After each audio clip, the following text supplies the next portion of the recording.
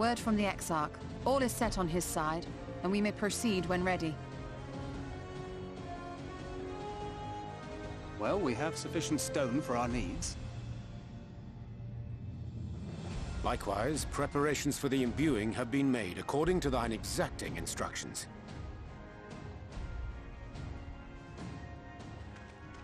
Then you need only say the word. Let us begin. See that everyone is in position. We shall catch Vorthri, mountain and all.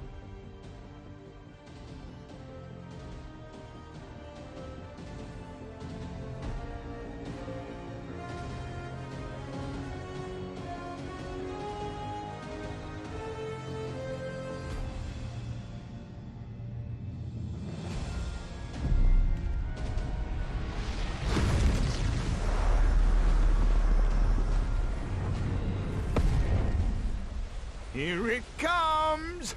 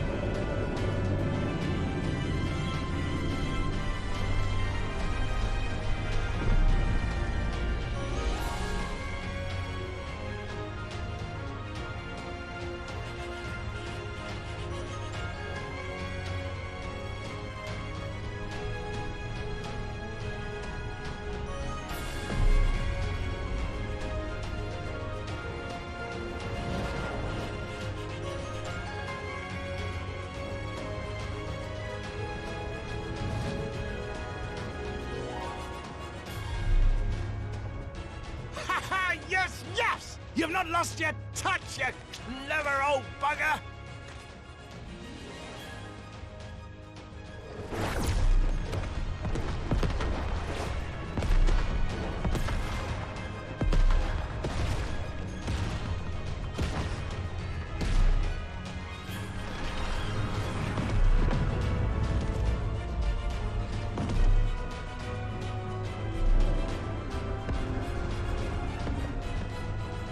Do you see what they're doing?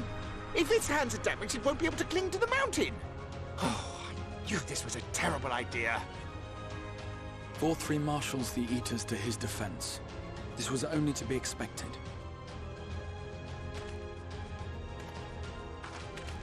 We must try and draw as many of them down to the ground as possible. It may not be enough, but we have no other choice.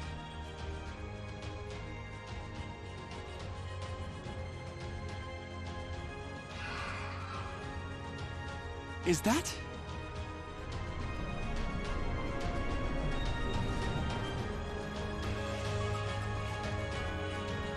Such a heartless thing our sapling is. Cold and cruel and heartless! Summon us in times of need, we expressly said. Yet what should we find but the final battle joined without so much as a whisper of our name?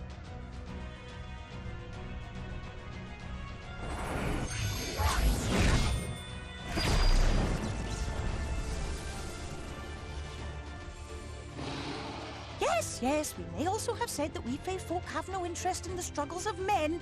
But if our adorable sapling had come crying to us for help, we would of course have flown to her aid. Of course we would. What are we to do with her?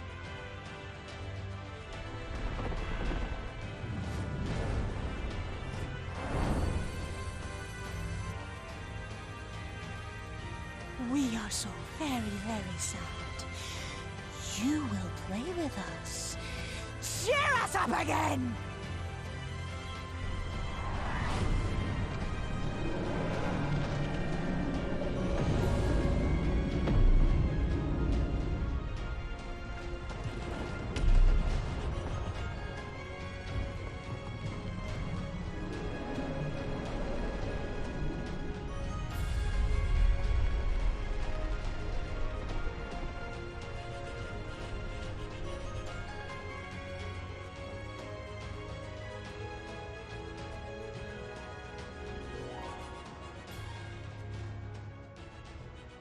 This I did not expect, but I will gladly accept their help. I will send word to Y'shtola and the others. Join them at the foot of Mount Gulg and be ready to make the ascent.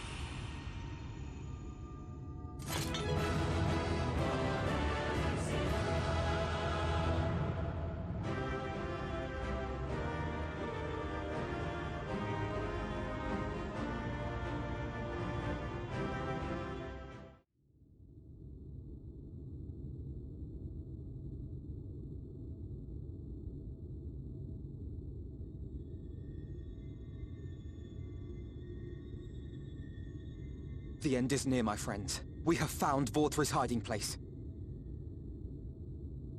Unrepentant villains! Will you not be satisfied until you have brought disaster down on your own heads? By your wickedness, you stand to gain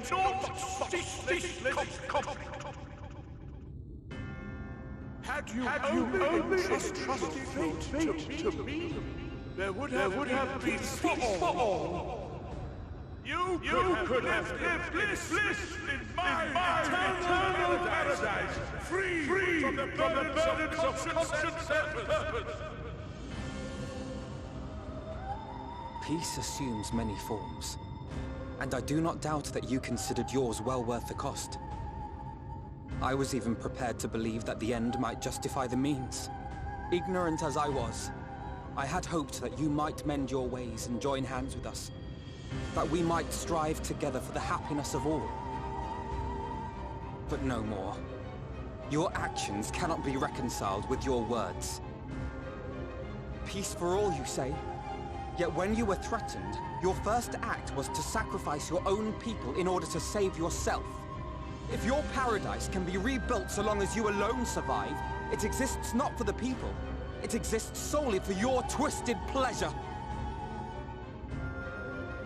Hear me, Vorthri.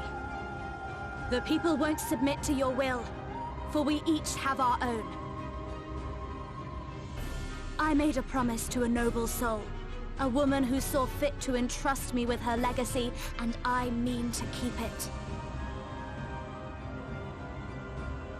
Everyone who stands with us has something precious, something that they cherish and would die to protect. They know their own hearts. They know what they want for this world. And by lending their strength to our cause, they have spoken. No matter how hard you may try to bend the world to your will, we will never yield! Silence! Not another word! You presume to lecture me. Insolent worms. You will learn your place. With my true powers awakened, I will expunge you like the filth you are. Your demise will serve as a reminder to all that I am the zenith of mankind and Sin-Eater both, chosen to rule over creation by right of transcendence. My very existence is virtuous. I am perfect!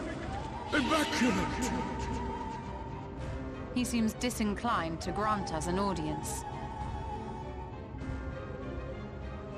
Find Vorthree. We will hold the Eaters here.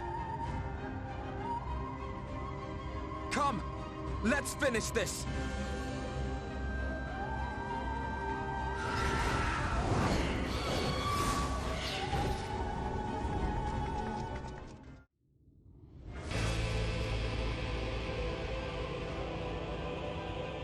Are you so determined to die?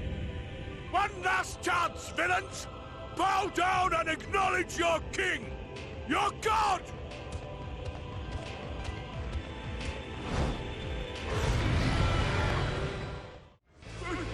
I am all powerful!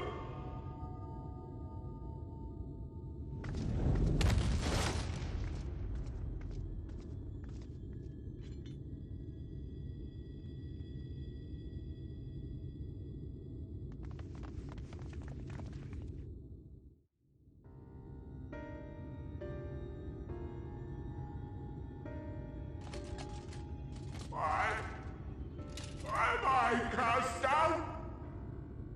But it is you who are the villains. Father told me that I am hope. I am righteousness. That I am a god. That is why I was born. As man and sin eater both. I kept the people safe. They respected me. Worshipped me. How can this be? I should be the one looking down at you.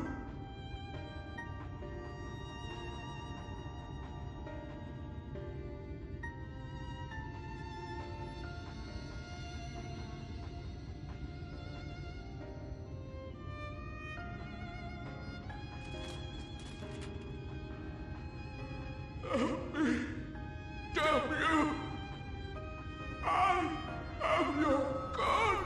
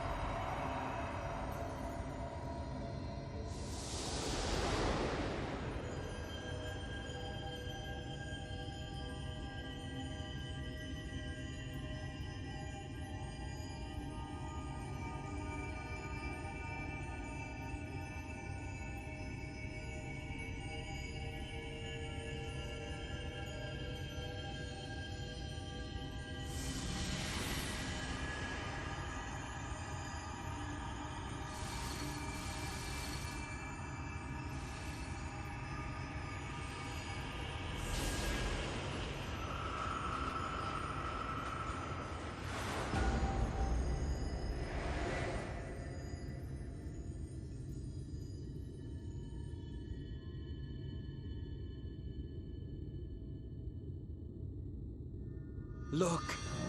The sky!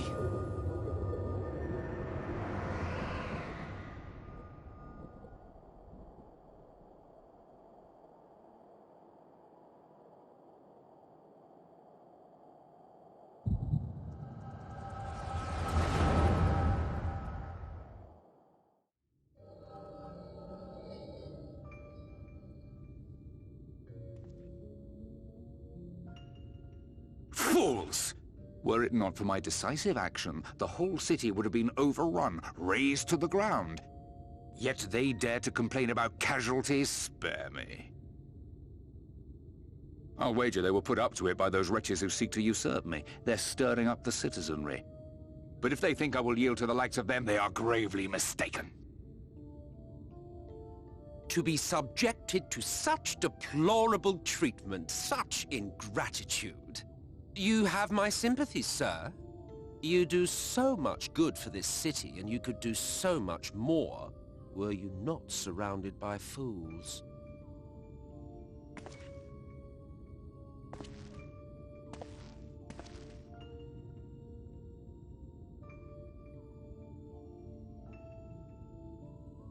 Who are you?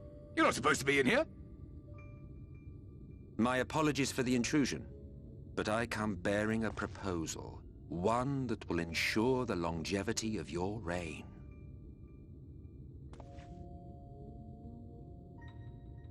But give me the word, sir, and I will bring hither a Light Warden.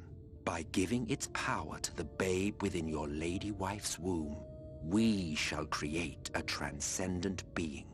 A king to rule over all. And as sire to the king, your authority will never again be in question.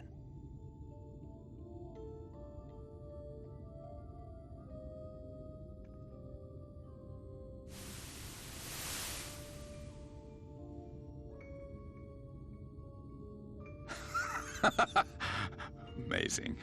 Before my Vorthri, they behave as docile pets. With this gift, my line should be guaranteed power for perpetuity. We shall rule the whole world.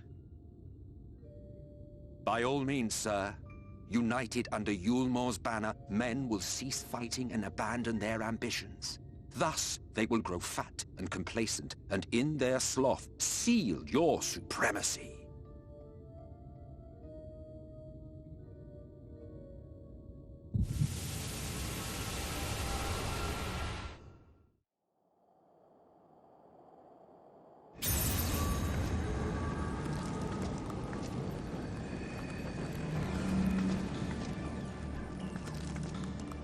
Are you all right? Say something!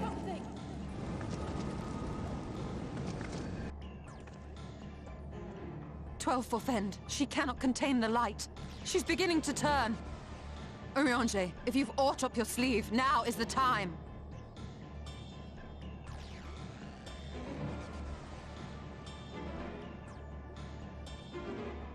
It's changing back.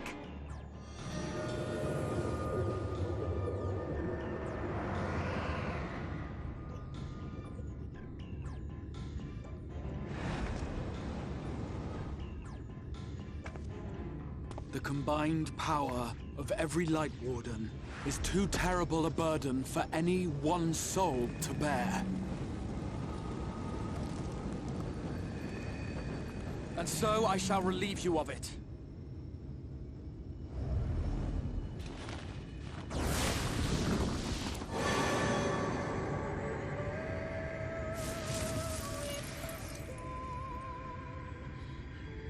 Exarch! What are you doing?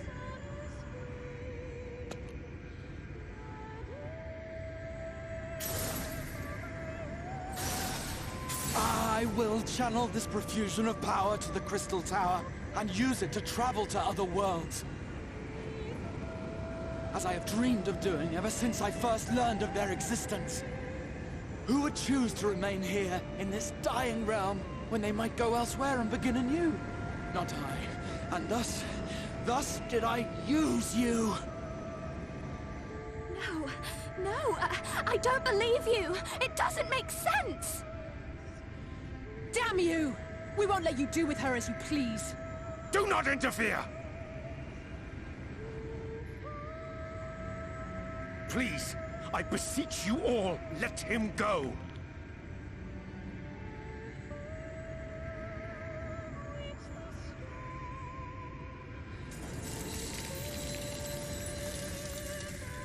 You knew of this, Urianger.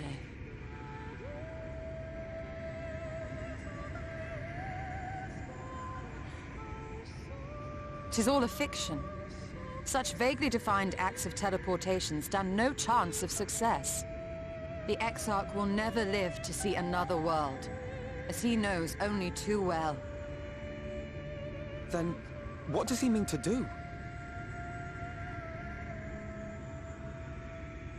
He means to take the light with him into the rift, where he will die.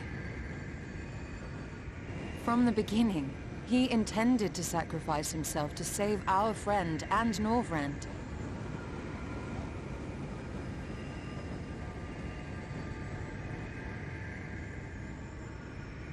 At journey's end, an opportunistic thief makes off with the hero's prize. A paltry way to end a chapter, I concede. Yet your tale will continue, and my role in it will scarcely be remembered.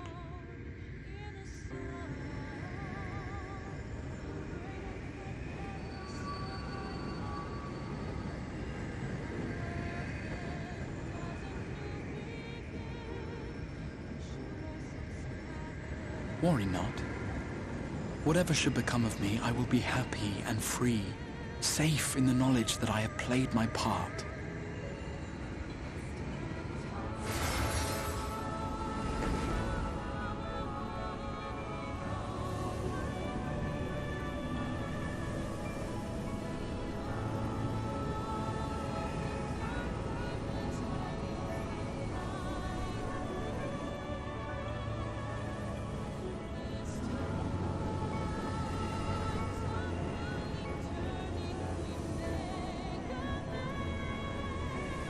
Thank you for fighting for this world, for believing. Fare you well, my friend, my inspiration.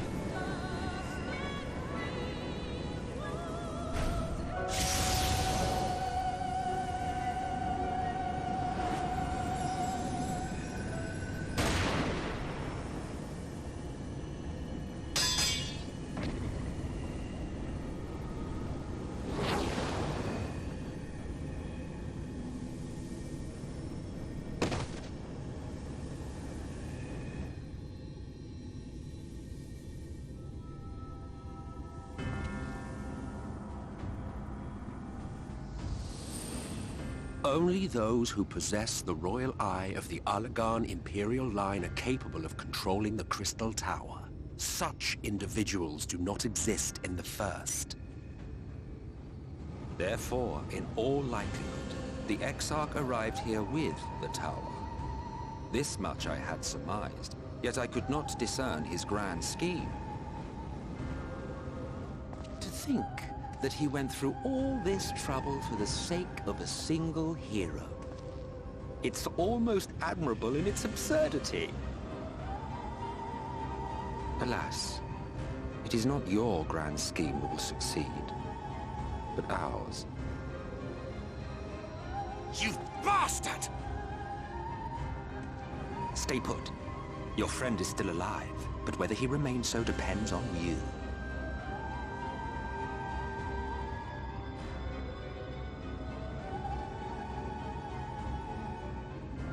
What a disappointment you turned out to be. I placed my faith in you, led myself believe that you could contain the light. But look at you now, halfway to becoming a monster. You are unworthy of my patronage.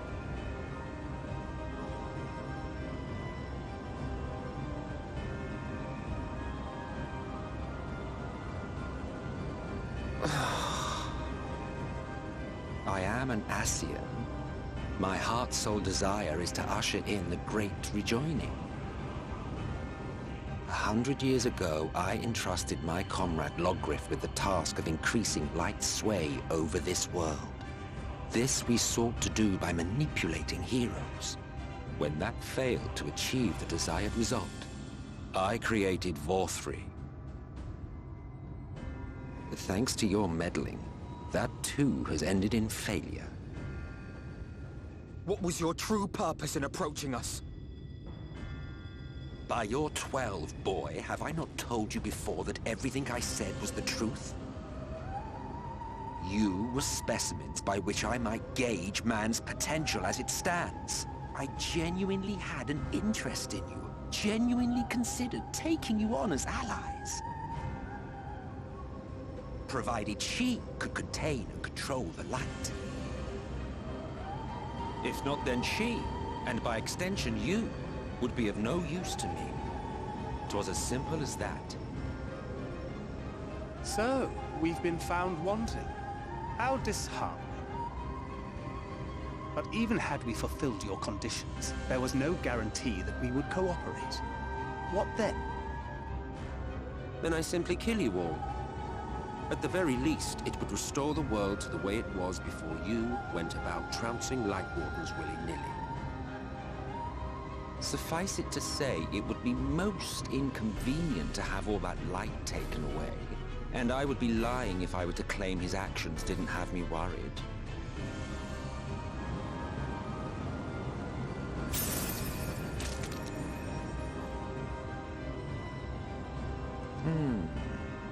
You still retain your form and your senses. But you have all but become a Sin Eater. Whether you will it or no, your mere existence will serve to engulf the world in light. Those in your company will likewise turn into Sin Eaters, and in time you will succumb to your base instincts and hunt innocents to feast on their sweet, sweet ether. Those few with the will left to fight may rise up against you. But before your absolute might, they will quickly know despair. There is no hope. We are finished. Mankind is finished. Ah, the irony. What Forthry achieved through bliss, you achieved through despair. But I have overstayed my welcome. I shall look forward to seeing you bring the world to its knees, hero.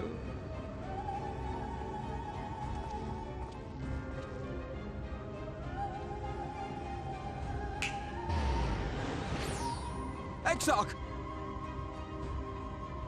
I have naught to show for all the time and effort I invested in you. He is a small token for my troubles. I did not expect that I could learn aught from man, but I may yet learn something from all the knowledge he had hoarded for his precious hero.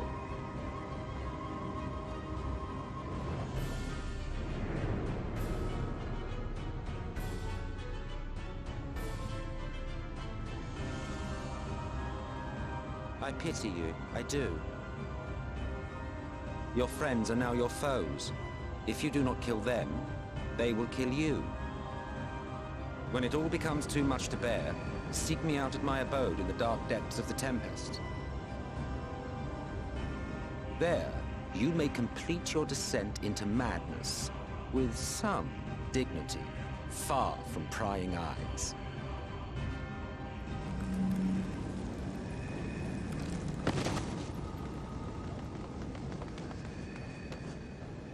Till then, I bid you farewell, Eater.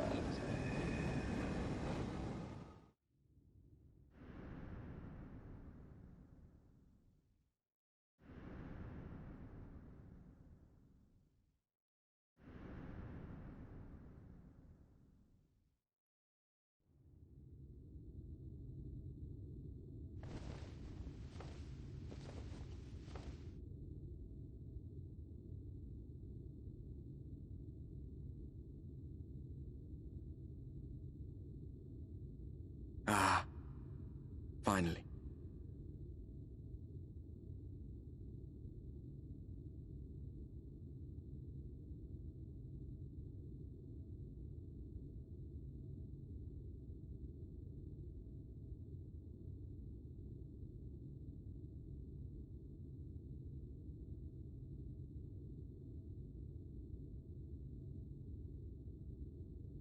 After you collapsed, Emmet's self vanished.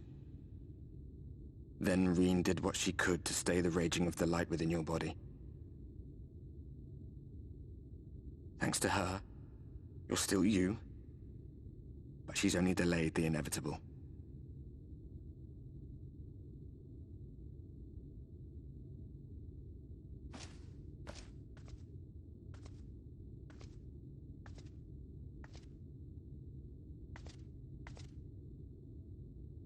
You're not going to like what you see, but you still need to see it.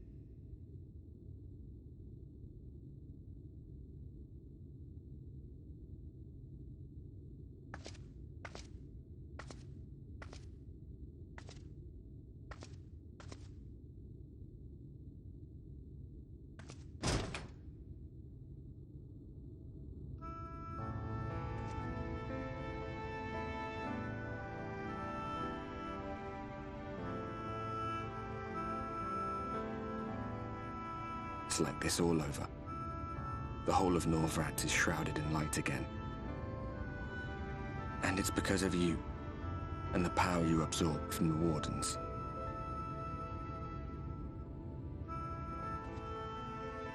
No one knows but your friends. When they carried you down from the mountain, they told everyone waiting below that they didn't understand why the light had returned. And now they're out there trying to allay the people's fears, while searching for a way to save you.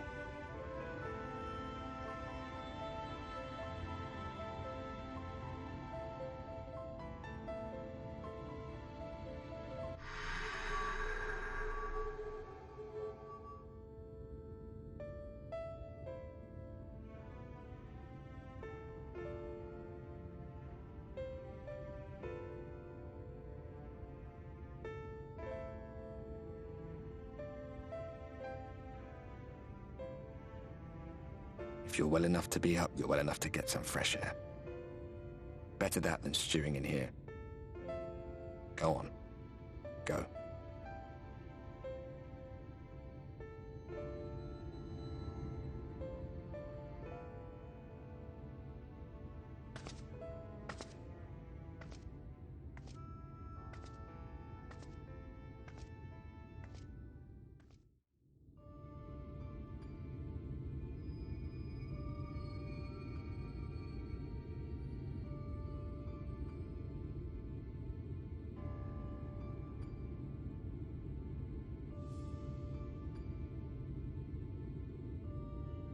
The people of this city have spirit, I'll give them that.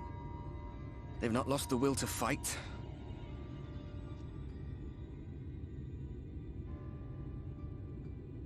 I can imagine how torn you must feel, looking at that sky, knowing what it means to everyone, and that you're responsible.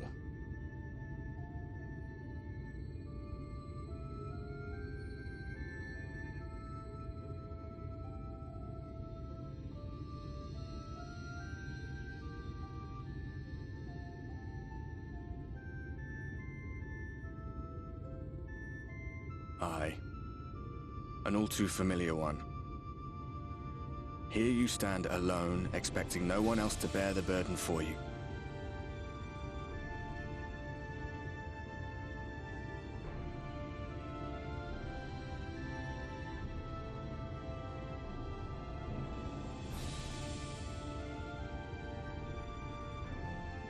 You're in a corner, and there doesn't seem to be any obvious way out. That doesn't mean it's over. However hopeless it seems, you haven't lost yet.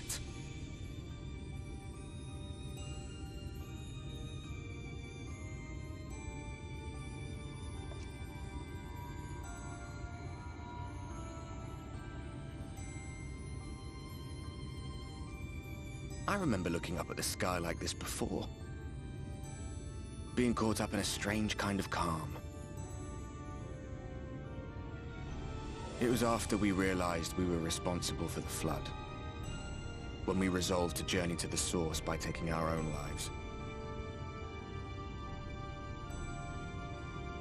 One last sacrifice, one last fight, one last failure. And then the Oracle appeared and, well, you know the rest. There were times in the years and decades that followed when I wondered if we might not have been better off just letting the rejoining happen.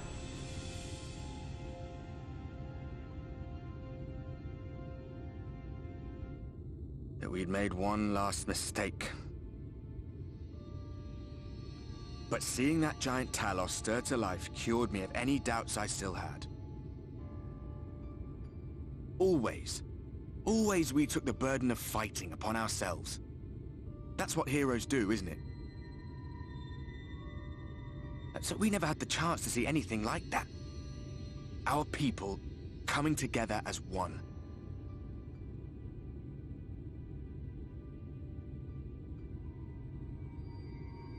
To think that their hope still burns so bright. That they were still so eager to live they would lift up their fellows, one on top of the other, till they reached the sky. No. We made the right decision. And I can finally feel proud of the part we played in helping this world survive.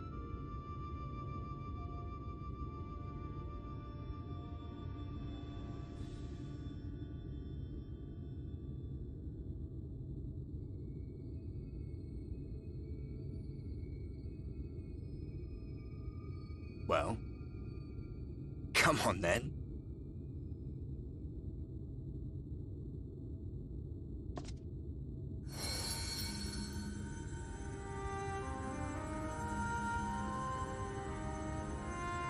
As I thought. What happened between us was no coincidence. My story may be finished, but the fates have gifted me a minor role in yours.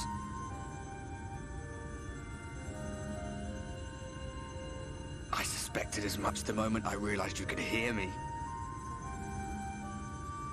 But it's hard not to doubt yourself when you're the man who caused the flood.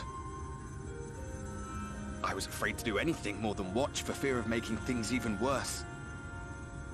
But no longer. After all, the path I once walked is now yours to finish.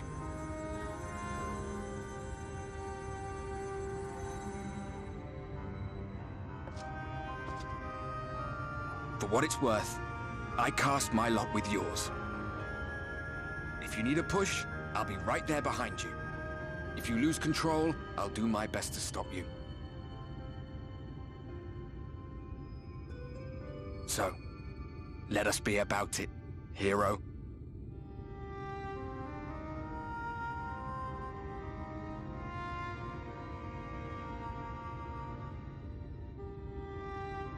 Oh, I was worried you were up here all alone, brooding and fretting and wallowing in your woes. But look at you, grinning at nothing like a pollen-drunk pixie.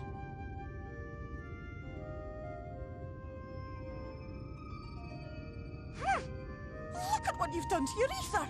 It's a mess. And you have cracks running all through that pretty soul of yours.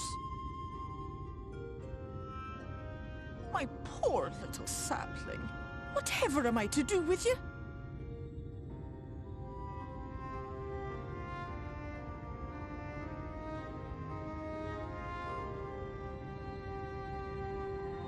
Shall I yield up my throne? You could claim it, cut ties with the mortal world, hide away in the castle.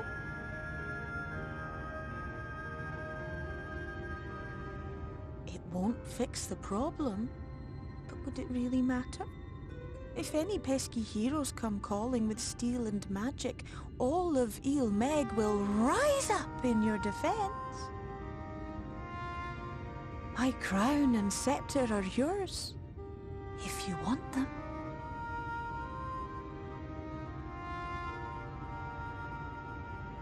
What? Don't give me that look! Of course I knew before I asked that you'd never ever heed such a wicked suggestion. And besides, what would become of my precious and ephemeral flower?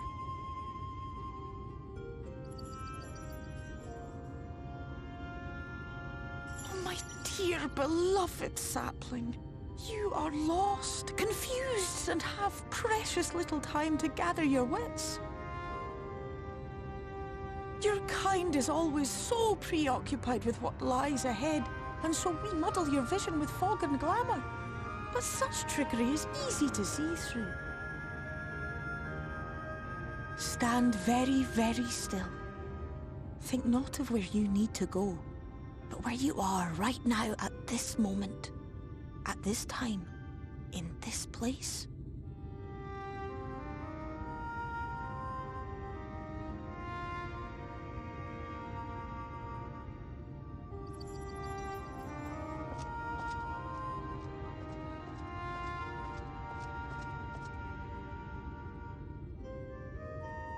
Our cairn of crystal.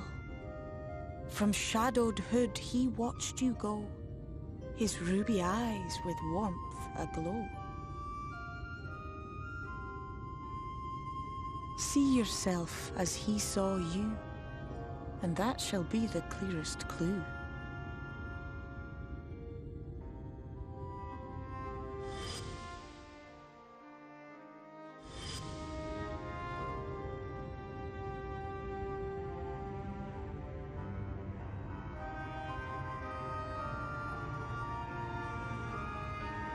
You stand in his garden, dear sapling. Ask his flowers what they know, and you will surely find an answer. But what will you do with it, I wonder? I'll be watching and waiting. Waiting and watching.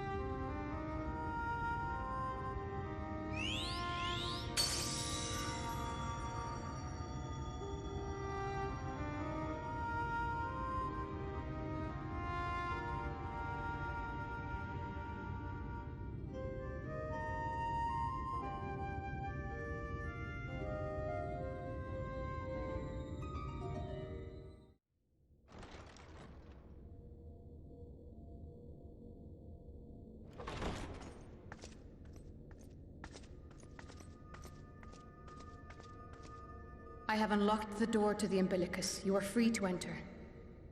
Once you have what you require, I'll see it sealed once more. Until then, I will remain without.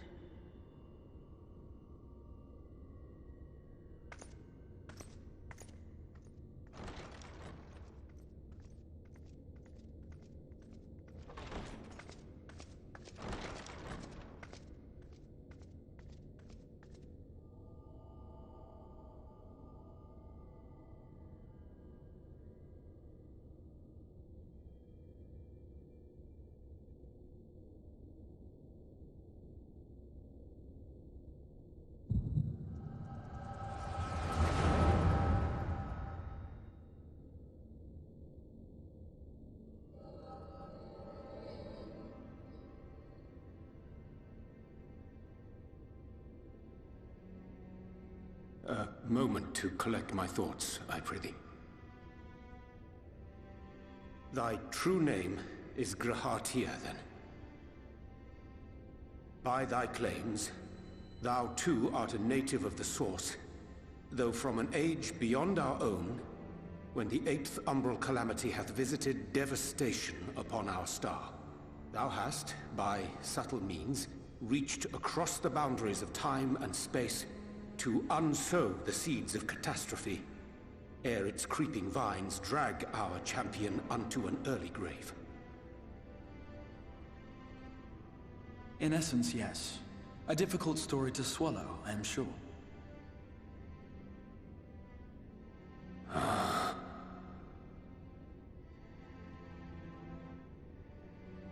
I doubt not the veracity of thy words, not the account of thy coming, nor that of the fated calamity.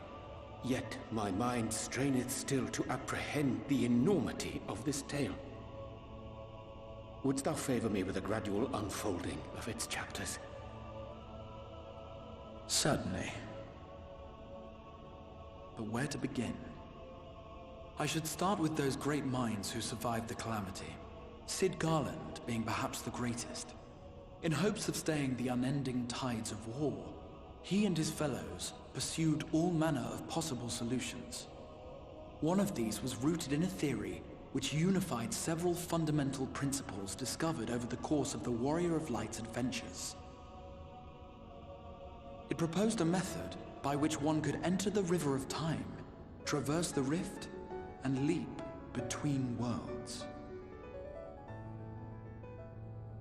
Perfecting that idea, however, was a work which consumed their lifetimes, and thus was it left to future generations to decide whether theory would be put into practice.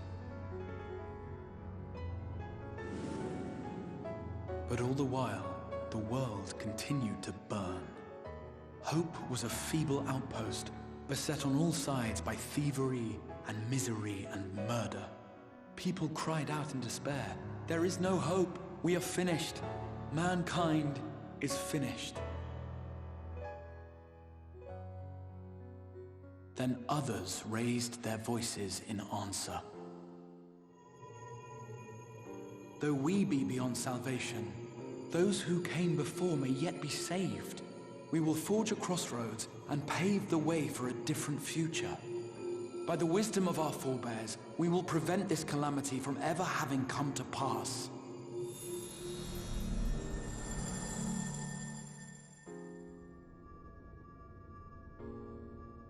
The fighting went on unabated, but some few took up Cid's research and labored to realize those impossible ideas.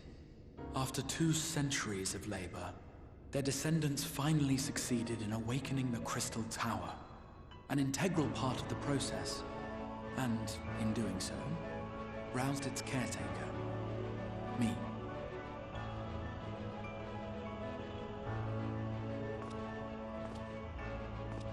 By this stage, scholars had largely established the phenomena underpinning the rejoining, and identified the first as the shard which precipitated the 8th Umbral Calamity. This grand structure was already capable of storing the energies required to attempt the translocation. All that remained was to augment some few of its functions based upon the theoretical models of Cid and his compeers.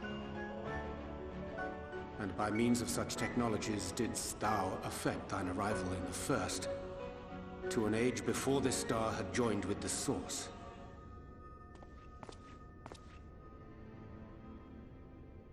Some while before, as it turned out. 'Tis all but impossible to predict how time will flow between one world and the next, and we missed our mark by almost an entire century. But this only worked in our favor. The Sin Eaters could not be defeated without the blessing of light, and summoning the only woman who might stand a chance against them would require decades of preparation. An undertaking of scarce credible endurance. That thou hast kept thy plan from falling into disarray these many years bordereth on the miraculous. Yet howsoever history be rewritten, thy present self was shaped by events which followed the calamity. Should said catastrophe be averted, the very skein of thine existence will unravel. Surely thou hast foreseen this. I am aware of the consequences. 'Tis for that very reason Cid and his colleagues bequeathed their legacy as an offering, and not an edict. To give all of oneself for the happiness of others, and with no promise of reward. 'Tis a hard thing to ask. Harder still for those condemned to survive in a world which pitted brother against brother. Indeed, you are right to call the execution of this plan miraculous, though the force which held it together was nothing so inexplicable. It was her. The warrior of light has been our unbroken thread.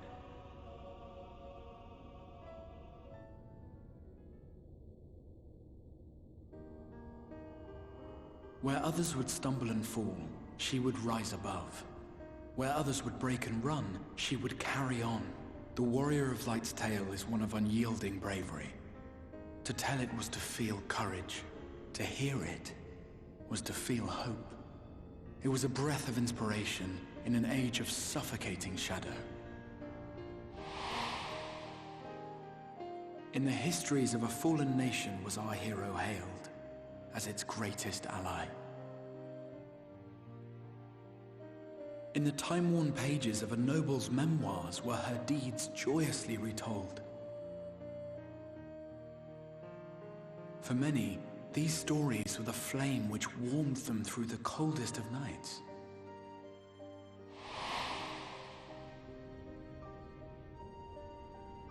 And so it should come as little surprise that the plan found no shortage of volunteers, concerning as it did the Warrior of Light herself. It was their chance to add their own verse to the hero's saga. She was the lodestar that brought them all together, to send their final message back through time and space to her.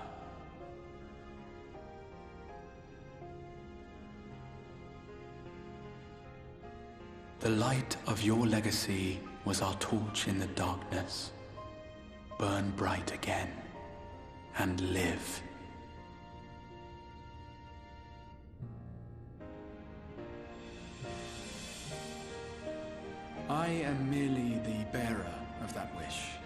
come to ensure it is safely delivered.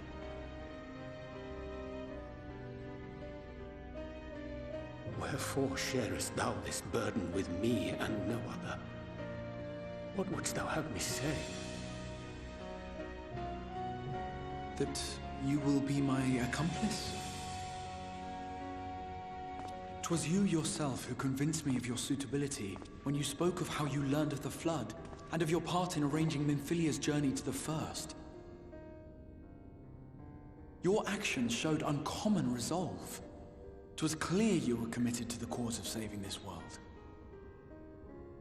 I knew I could trust you to choose the right path forward, even if that choice came with a heavy price. What price?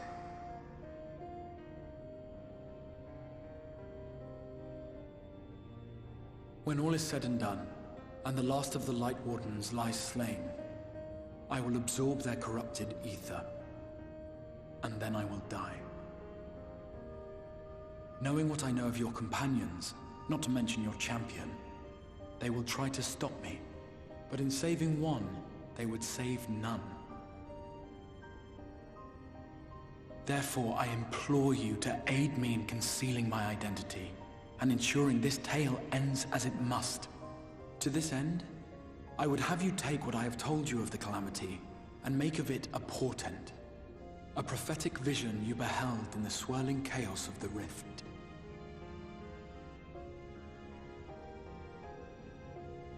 Is this truly thy wish?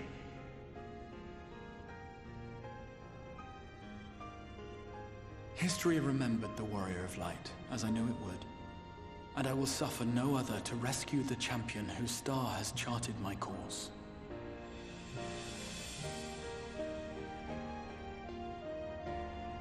I will see this tale to a happy end, my friend.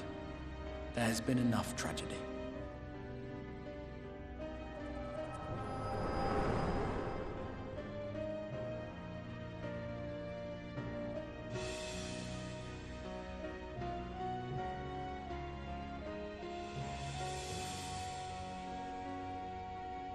Careful now. If you lose control again, the Light could claim you for good.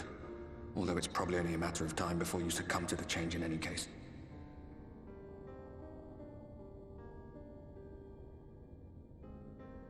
What do you mean to do?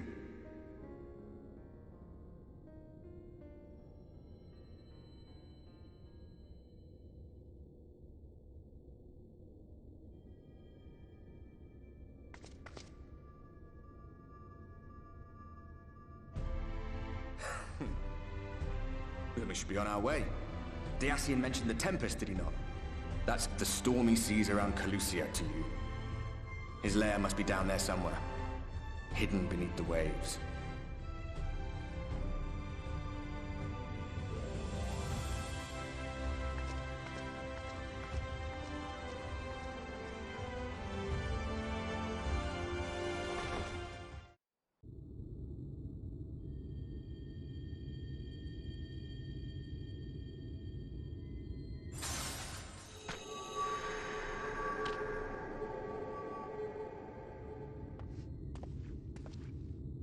Ah, we have found thee.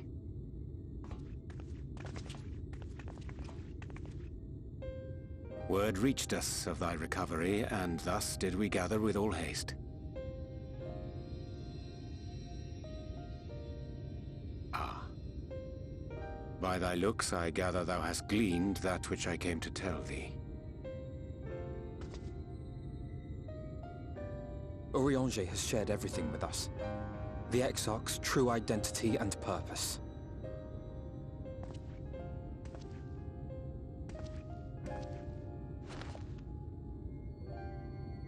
I offer no excuses. When I agreed to aid the Exarch with his plans, 'twas in full acceptance of the condemnation I would face when my duplicity was laid bare. Yet it is not rancor, but resolve that I sense in thee. Thou art fully intent upon walking thy path to its end, art thou not? If thou canst forgive my deception, or, failing that, set aside thy displeasure for a time, I do beg leave to follow thee. What strength and wisdom I possess are thine to command.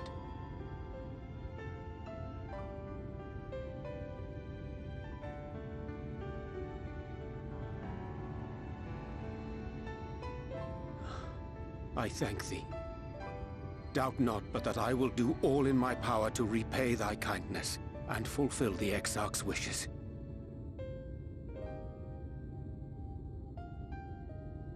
I'm sorry, but I don't think this is a good idea.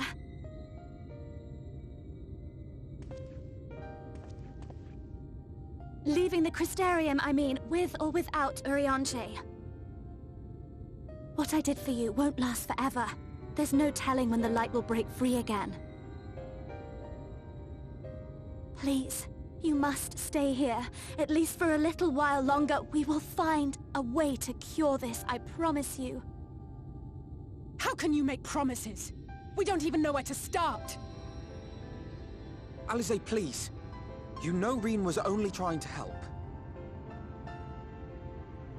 Of course I know! I know only too well! But making promises you have no way of keeping is not a kindness. It's a lie. Plain and simple. We've all searched, high and low, for an answer. And every one of us came back empty-handed. I am not about to stand in her way now. Not after failing her in her hour of need. No. The least we can do is...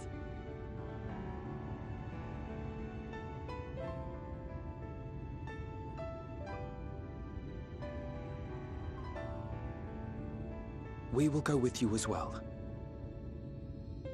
There is naught to be gained by standing still. Indeed, we have exhausted every other avenue. Lead, and we shall follow. If there is any hope to be found, then we will surely find it at your side. Are we all in agreement then?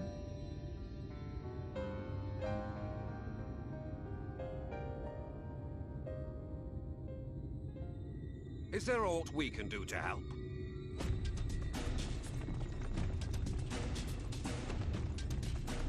Though we may not know the whole story, we do know you're in for a fight.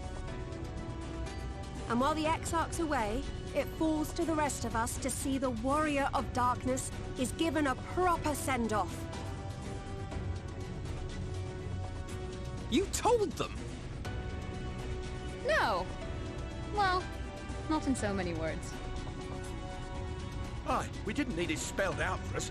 When the night sky appeared over whichever place you went to, it was harder not to put two and two together. From the moment I heard that you and the Exarch shared the homeland, I had my suspicions. Long had he been waiting for a certain someone to arrive. And I knew at once that it must be you. Exactly. When he went up to meet you, it was clear it was no ordinary visitor. That spring in his step spoke volumes. I could feel his excitement. Eat him! That's right! Yeah.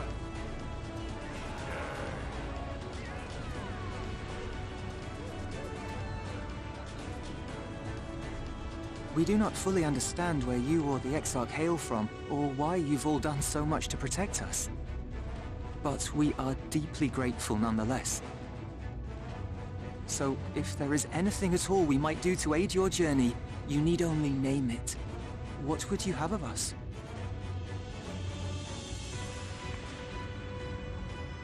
You might have invited them to join us, where there are not so many. But come, they are waiting. What is your will, O Warrior of Darkness?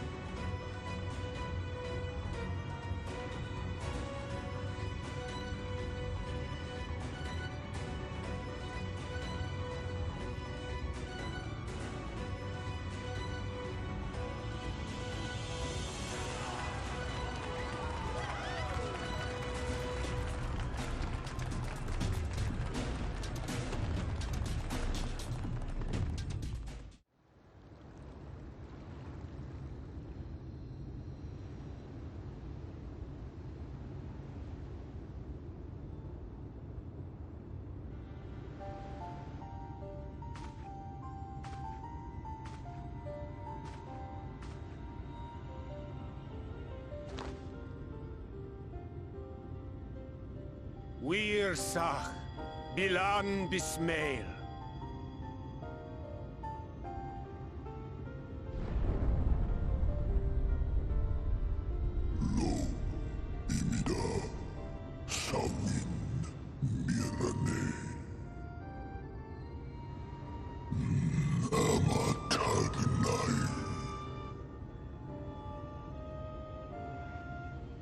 Fallen si lor wislan, ada si alinal.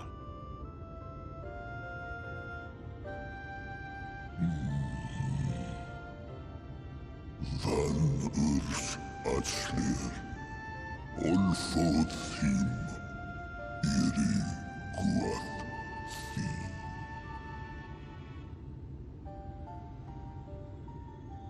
Oh dear. I don't need to speak Fae to know that didn't go well.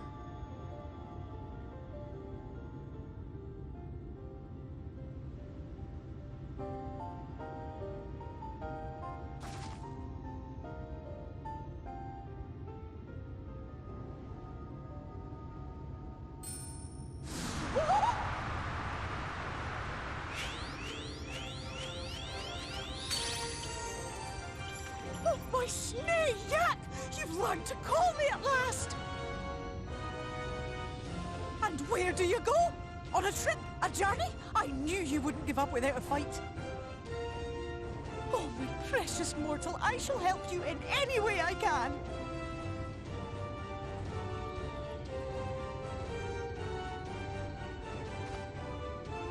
Yes, Bismail win picked. Van dromi drom jakom. Van red rithje.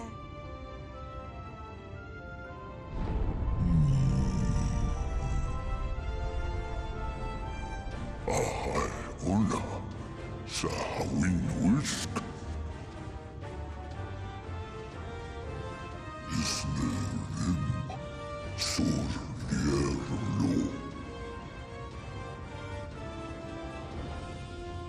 Be sure to scrub this one's teeth for him upon your return. It's only good manners. It will be done, Your Majesty. Our deepest thanks for your timely intervention. An agreement is reached and your departure is at hand. You wingless ones best hold on tight. May the blessings of the Fae keep you safe, Inba.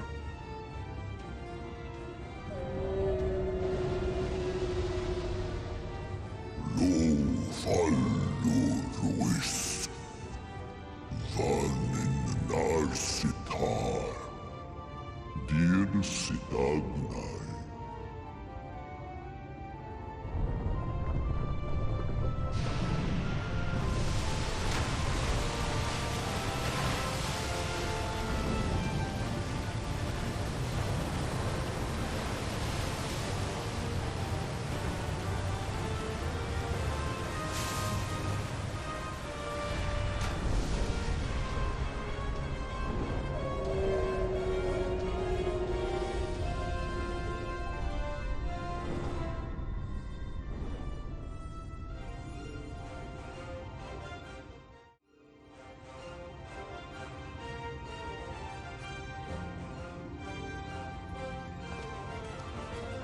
And just like that, it's all gone back to the way it was.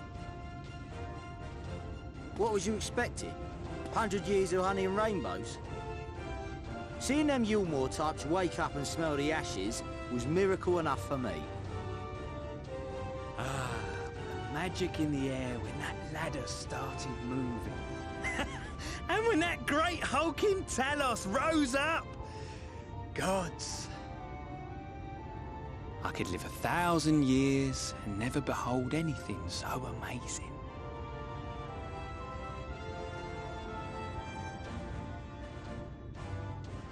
What the? Do you see that?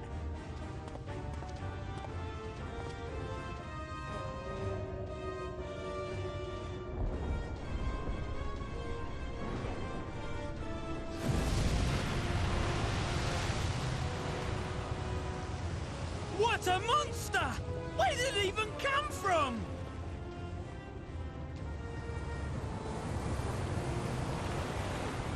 Oh, Whoa there! It's not stopping! Run! Run!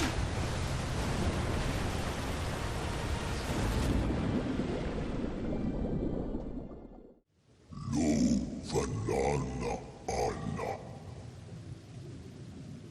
Iri halmsi. Funne.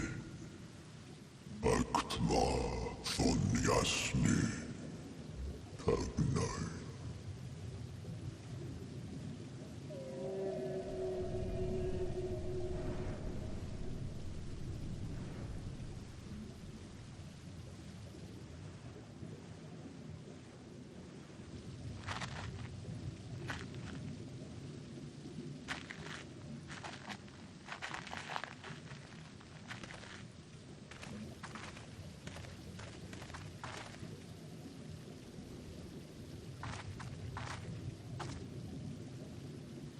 Wow.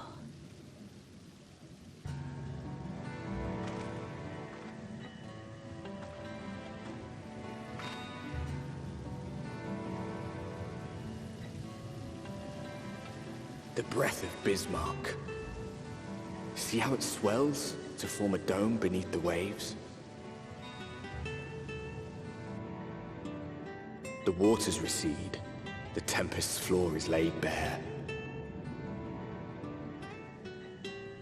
In defiance of the blinding sky, this place holds fast to its gloom. The last refuge of he who denies the light with every fiber of his being.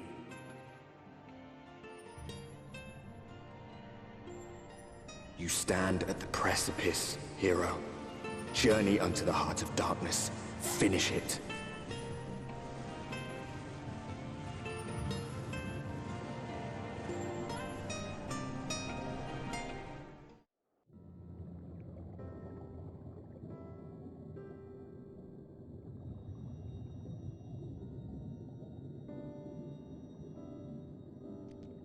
O stewards of the Ondo, we offer up our light in answer.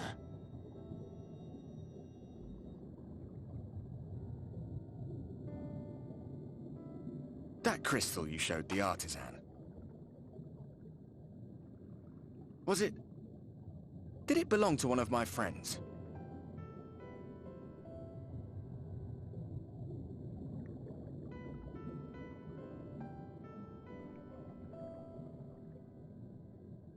I tried to give you a measure of privacy. No one wants a spirit looking over their shoulder every moment of the day. So tell me, if you would, how did you come across that crystal?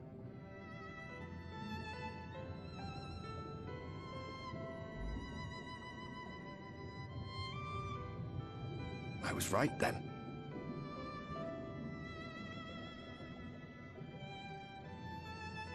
Strange that I should learn such things now, after they're long gone. They were fine friends, every one of them.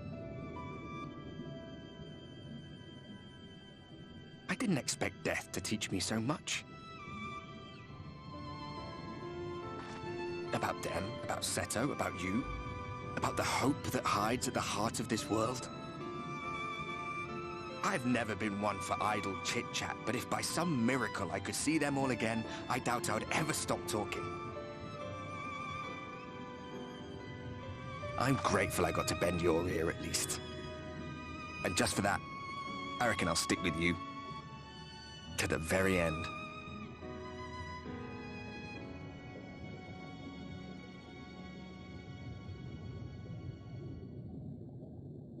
Apologies, we were a little late to the gathering.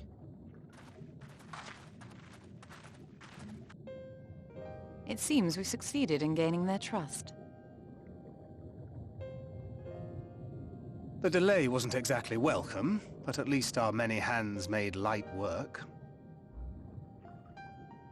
And they seemed especially impressed with your contribution. Our hero indeed.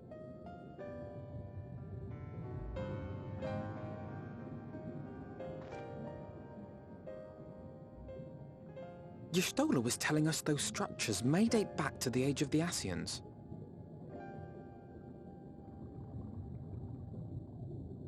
An Ascian homeland. Despite his many protestations, I never quite believed Emmett Selk was telling the truth.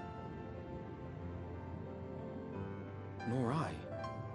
But there is no denying the evidence before our eyes. Clearly this was once a great city. A home they would see restored, no matter how many tens of thousands of years it takes. It's a hollow dream, when you think about it. Even if they manage to rejoin all the worlds, they'll never bring back the ones who were lost. But would I have done any different?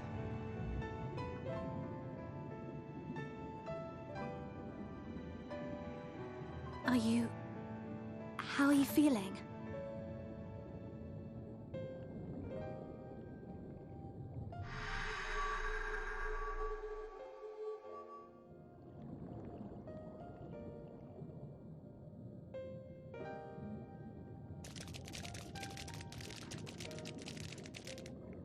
You have completed your devotions? Yes. To the honored ancients have we offered up our prayers and our gratitude. You too have our thanks. Might we trouble thee then to tell us more of the illuminated land of which thou didst lately speak?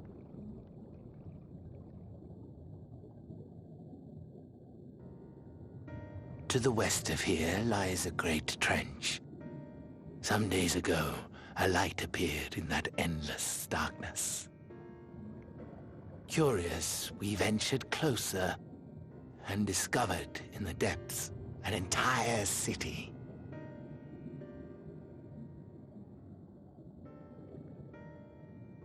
The buildings we spied were akin to our own everlasting abodes, impossibly so. We understood at once the ancients had risen. There could be no doubt.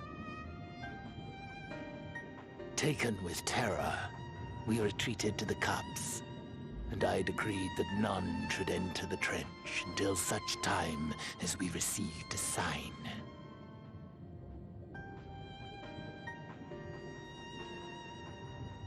Might it still be possible to reach this city of the ancients? With no water to drown you, a finless one could now travel there. Yes. I am convinced you are the sign for which we have been waiting. My people will show you the way.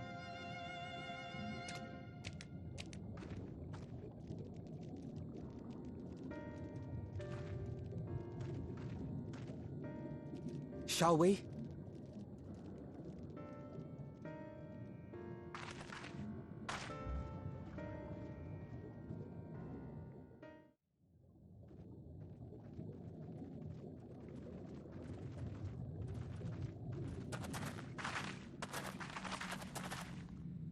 By the gods!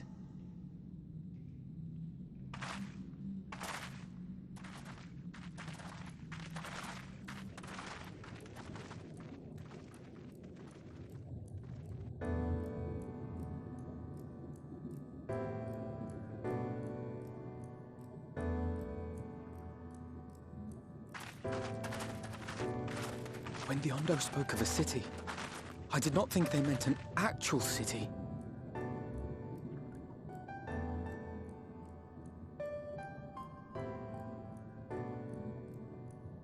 Then we are seeing the same view.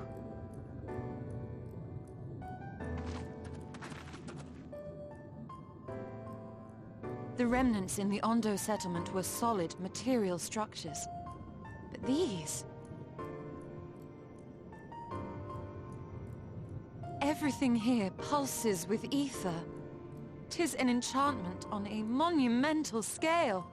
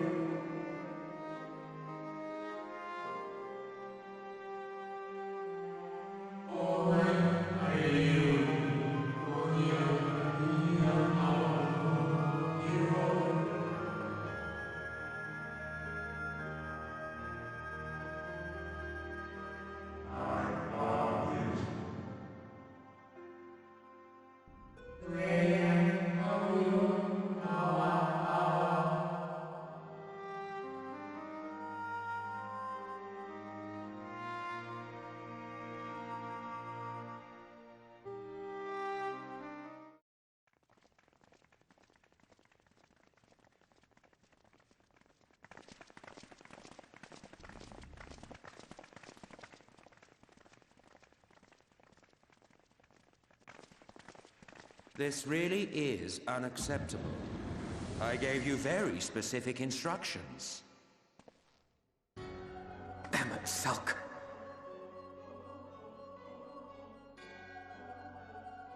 My invitation was for an abomination, ripe with the power to bring about the world's annihilation. Not this half-broken thing. Whatever am I to do with you? And I see you insist on keeping the same familiar company. Are you so lost without them? It is not she who is lost without the familiar. Not content with remaking an entire city, you aim to fill it with the reconstituted souls of the dead. I may have gotten a little carried away in my attention to detail, added a few unnecessary flourishes. Well, there's no point trying to hide it.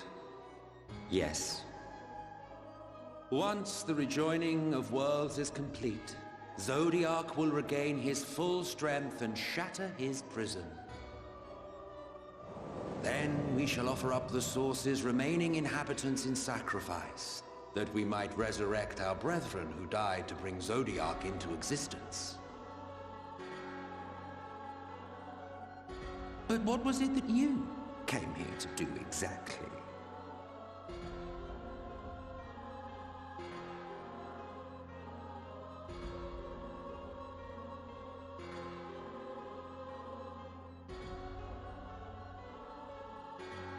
Well, you can't have him. The wisdom that man guards may open up new worlds of possibilities.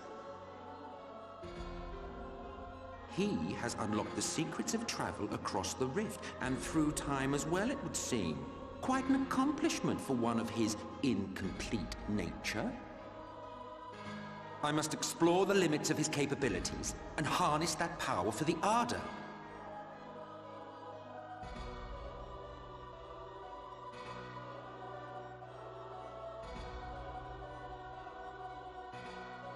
Even now, after everything, you refuse to see reason. You think it unfair that you are subject to suffering? That your lives will be sacrificed for the Ancients? Look at me!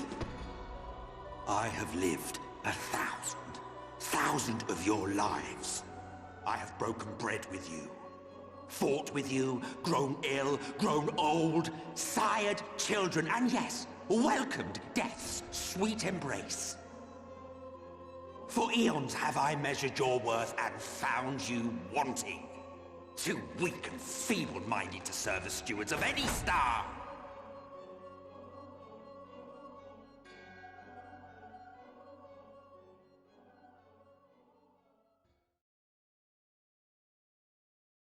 Have your recent spats with Vorthri and his Sin-Eaters taught you nothing? Have you not learned that your ignorance and frailty beget only endless misery?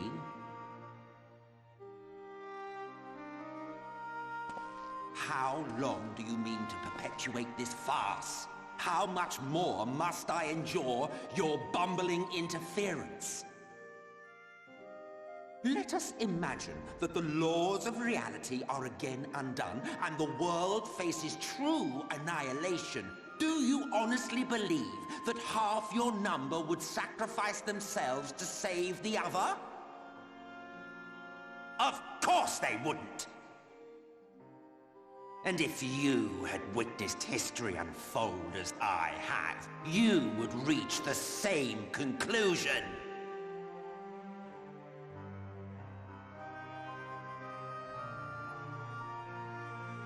You cannot be entrusted with our legacy.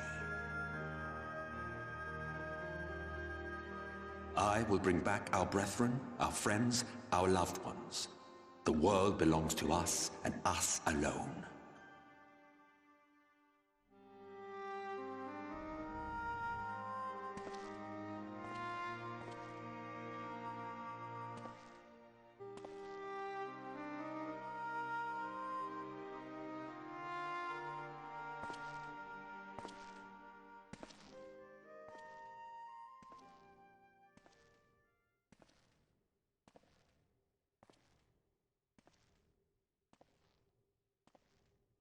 Emmet Selk!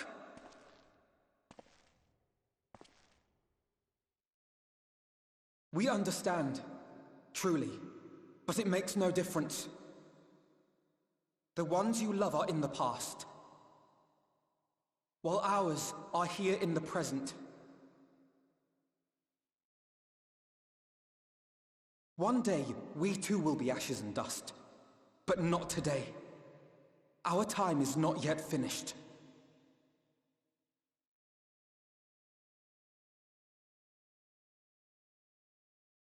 We share your conviction, and that is why we will not abandon our course.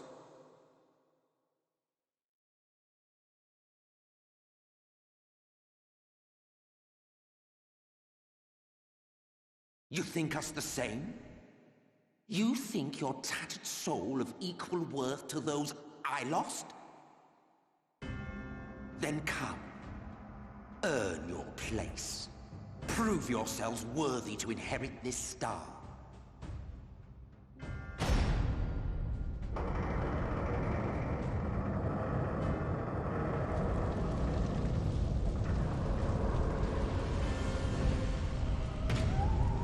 Behold the coming oblivion. 'Twas the end of our era and the beginning of our great work. A fitting backdrop for your final judgment.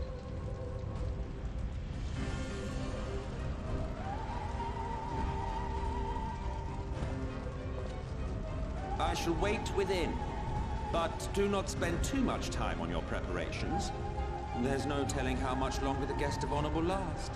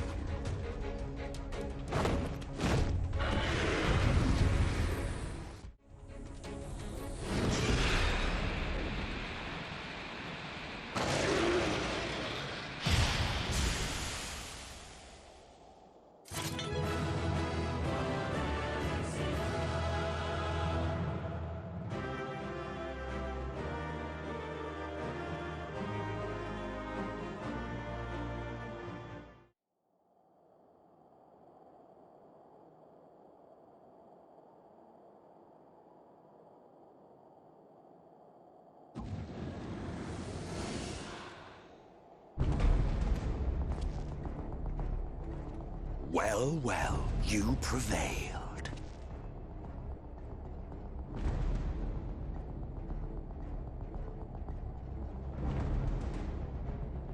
Nevertheless...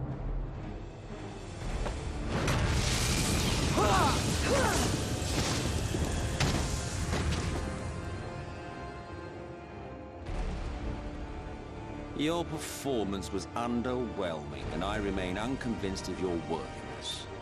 Oh, you tower over your misbegotten ilk, no doubt. But should I bring my full strength to bear, well, you would be as leaves in the wind. The gulf between us is a reflection of the disparity between the world as it was and what it has become.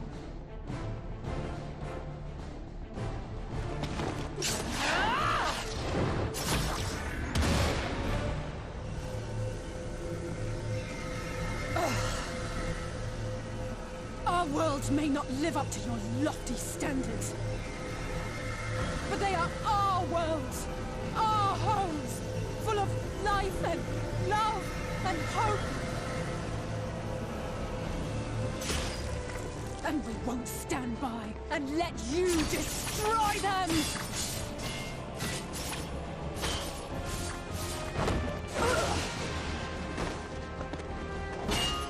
Alize! You are a mistake.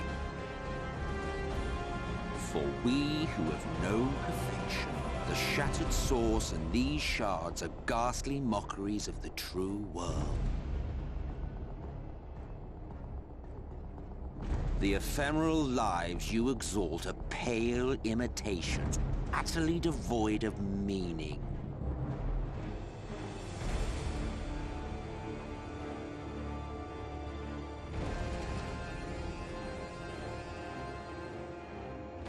Belittle us all you like, but we will rise again and again, and give the lie to your insults through word and deed.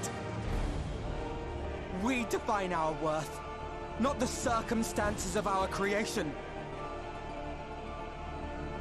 More prat.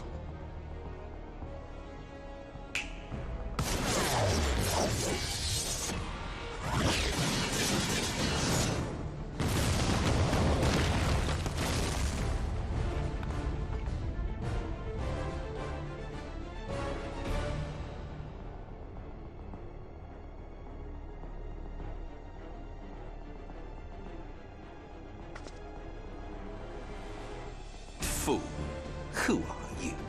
No one, nothing. Once I have reclaimed my heritage, my first act will be to expunge your stain from history's weave.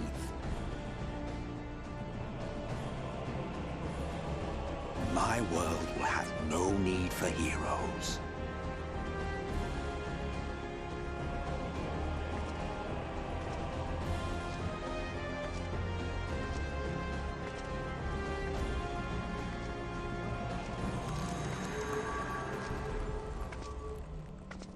Still fighting the good fight.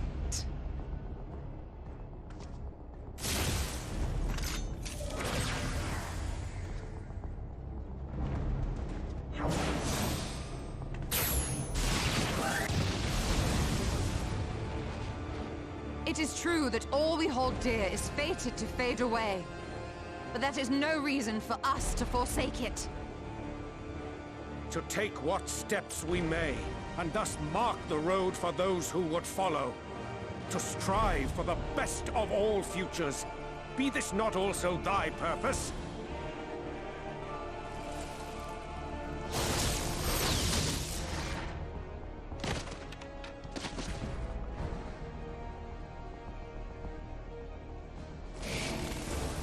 Do not presume to speak of my future.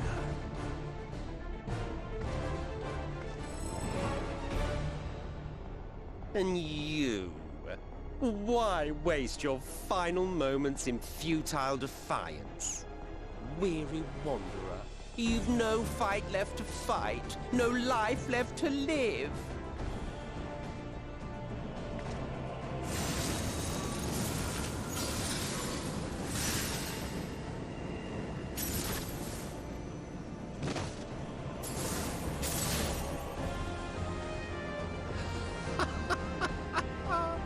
You see, the light will not be denied. Surrender to your fate, and let the transformation take you. Rise up in madness and fury. Devour the vermin infesting the land which is rightfully ours.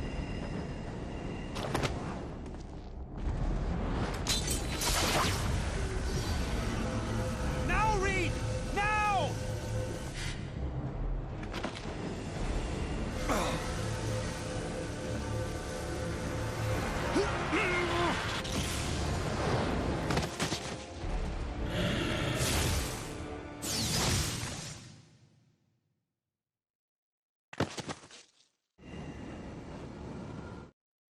Fight it. You have to hold on.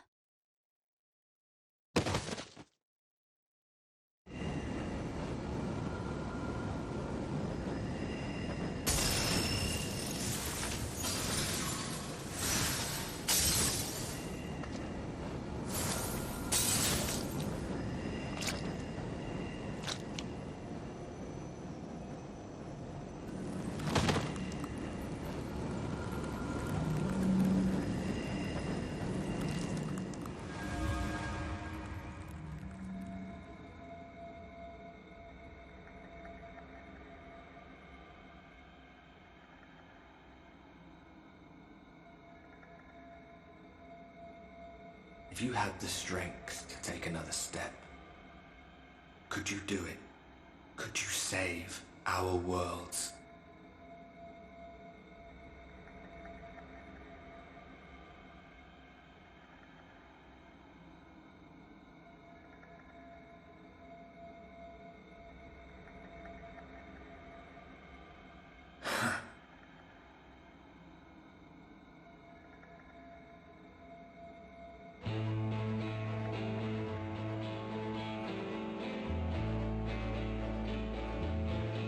Take it. We fight as one.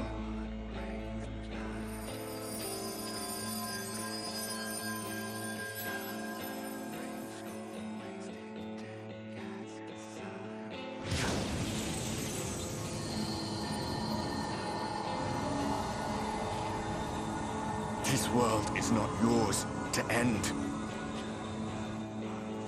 This is our future. Our story.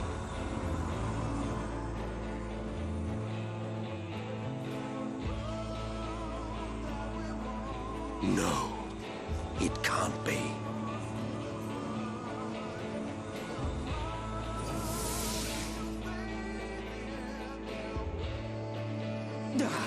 That trick of the light. You are a broken husk, nothing more. How can you hope to stand against me alone? We stand together!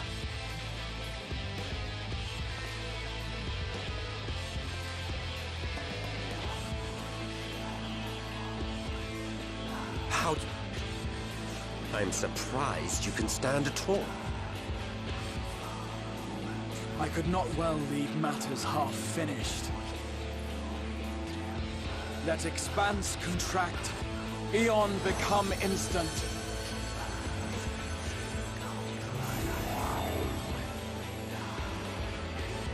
Champions from beyond the rift, heed my call!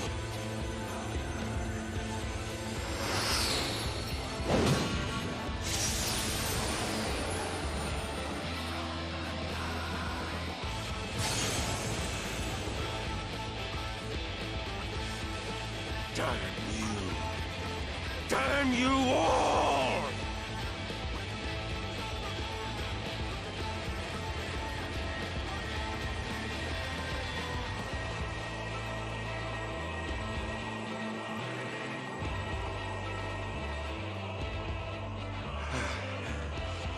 Very well.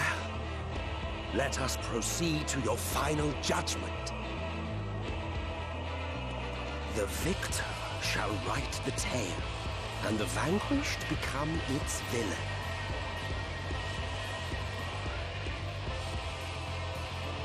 But come, let us cast aside titles and pretense, and reveal our true faces to one another.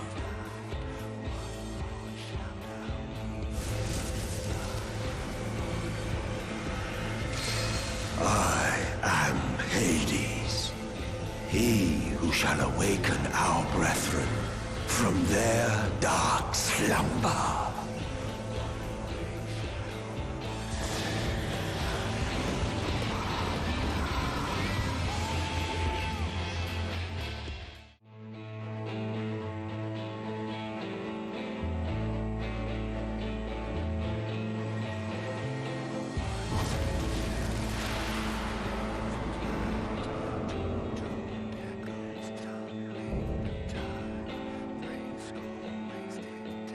Show me your vaunted strength, and I shall expose the lie of your fragmented existence.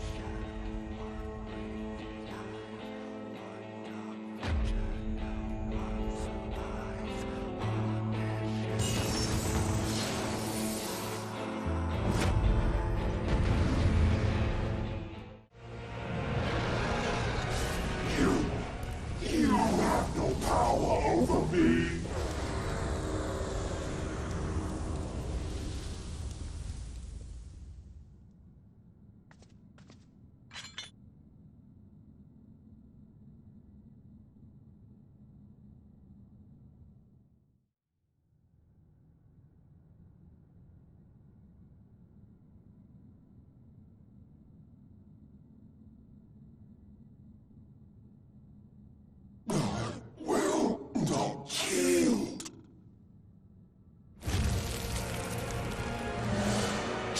I shall end this fight, what will become of it all?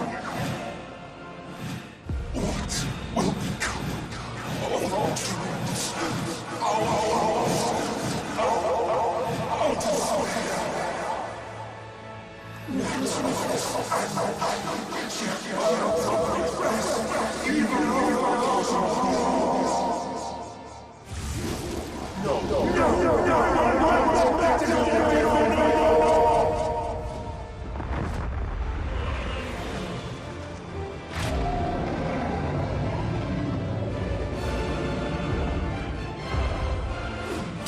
Enough, damn you!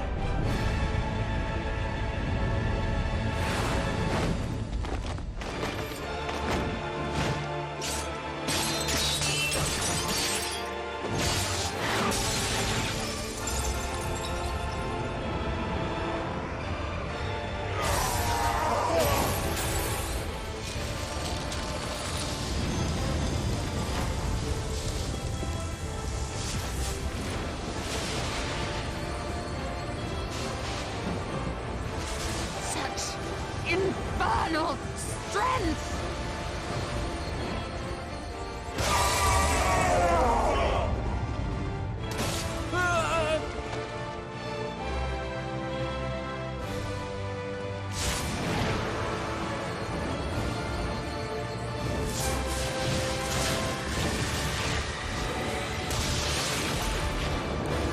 Now! Strike with all thy might!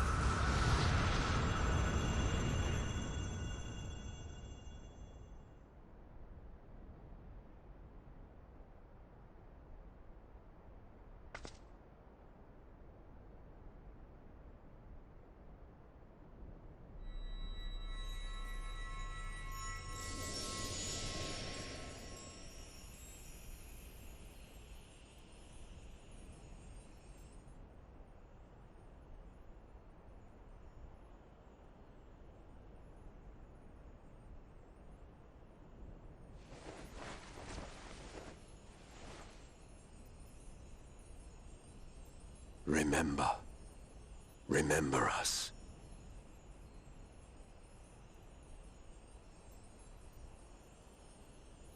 Remember that we once lived.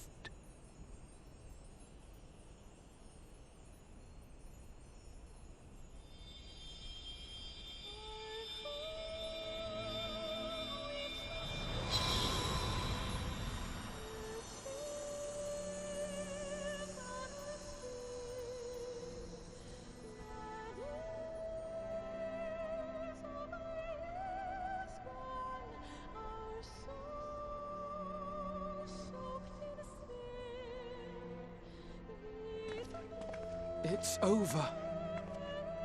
Emet-Selch is no more. More importantly, how do you fare?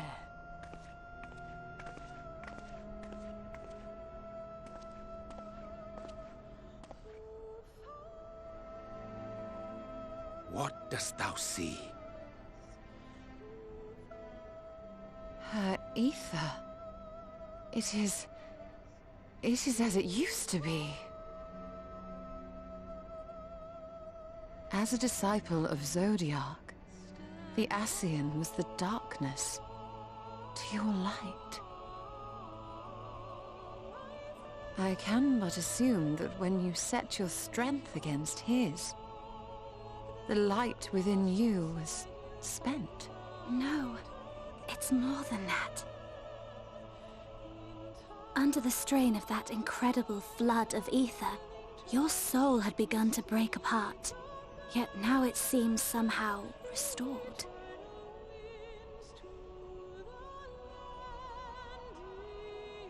I tried to help you before the battle, but Emmett Selk stopped me. So, how did you... exactly what did you... Can you tell us what happened?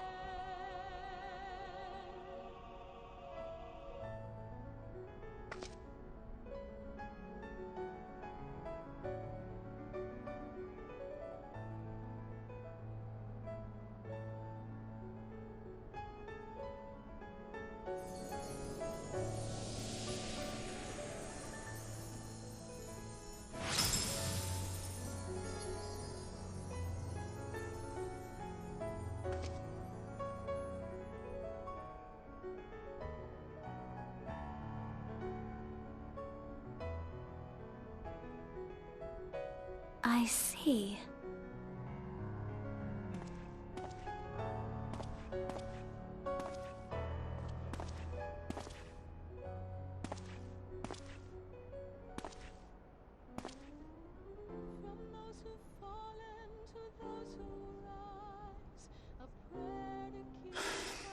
Where to start?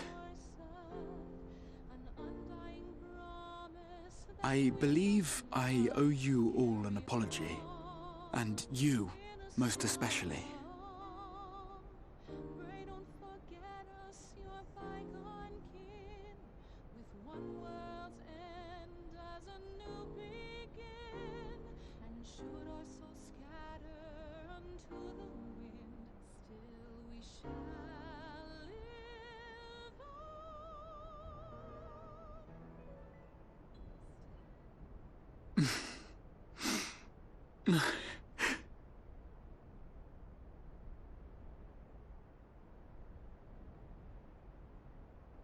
Well, 'tis good to be awake.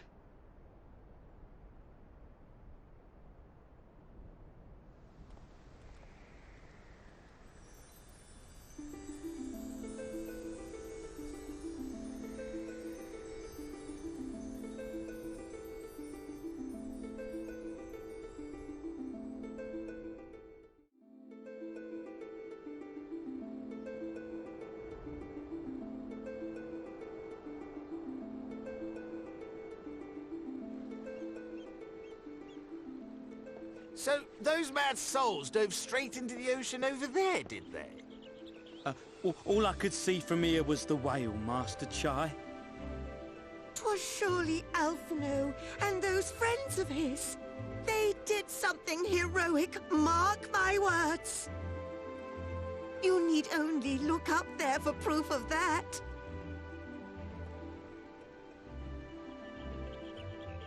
As you say, my love. They're sure to be back. Any moment now. Any moment.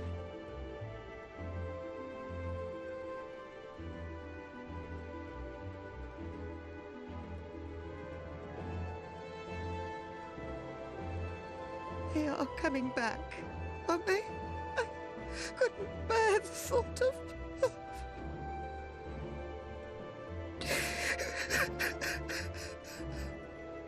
There, dear. Everything will be all right.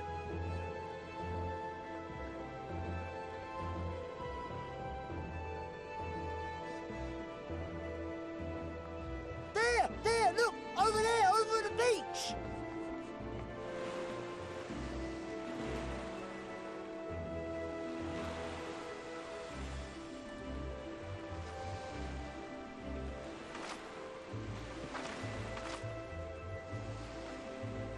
Ho there! Greetings! You all right? Welcome back!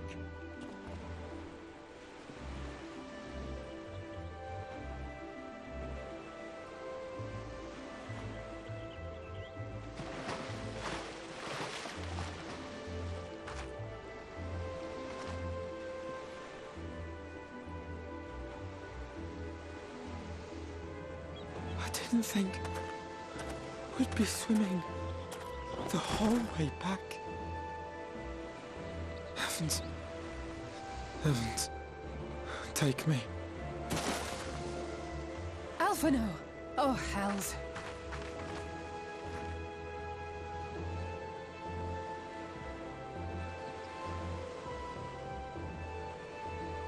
Wait! Where's Urianger?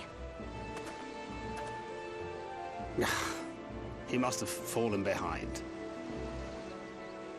But shouldn't we look for him? He'll wash up, sooner or later. For the love of...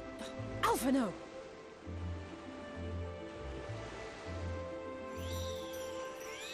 Welcome back, dear ones!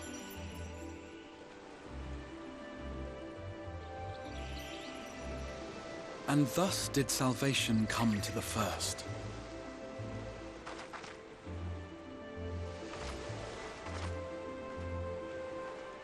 The lamps of Amarot will fade along with Emet-Selch's enchantments, and the depths shall be as once they were.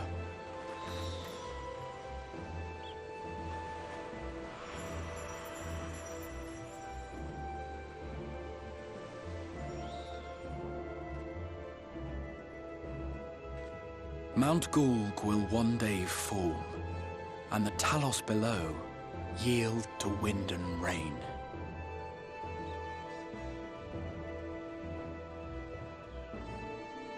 This tale, too, will fade with time, passing into legend as the world heals and moves on.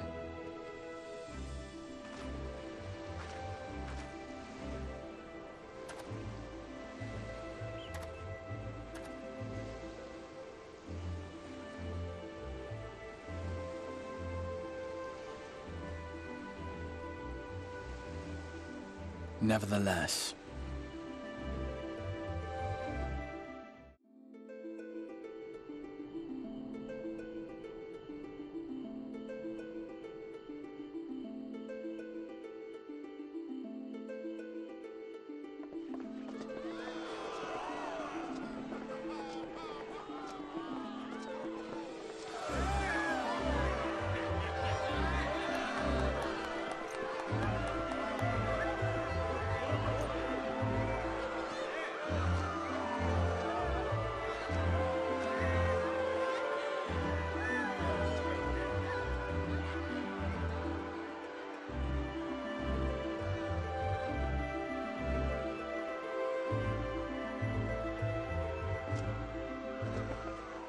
as ether obeys the cycle, as death and decay gives way to new life,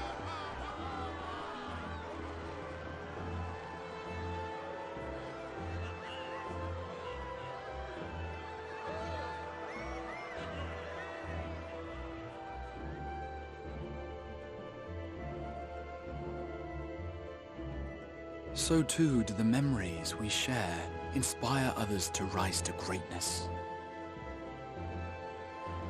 For we who walk before may lead those who walk after.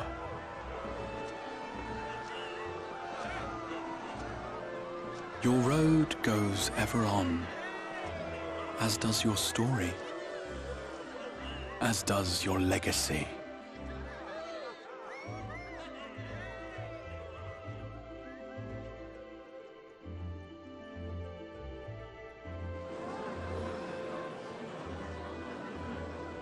Such is the hero's lot, to touch the lives of countless others. Excuse me? You're the Warrior of Darkness, aren't you?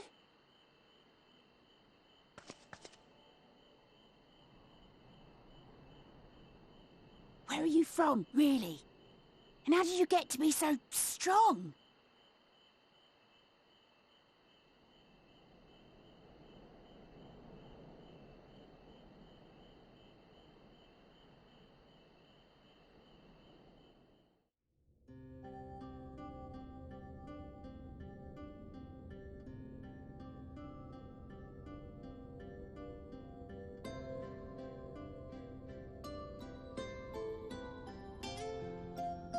By your deeds has the blinding light been banished from these skies, and the Sin Eaters driven to retreat. Although our many hurts will be years in the mending, I have faith that this world and her people will one day be whole once more. With no rejoining in prospect, the Source need no longer fear the coming of an 8th umbral calamity.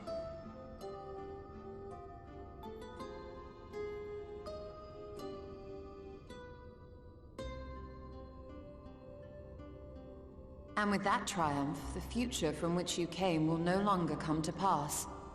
Yet here you still stand. So I do. I wonder if that other age continues onward somehow, cut adrift from time's flow. Or have I simply etched myself a place upon this new block of history? Either way, this is an unexpected development.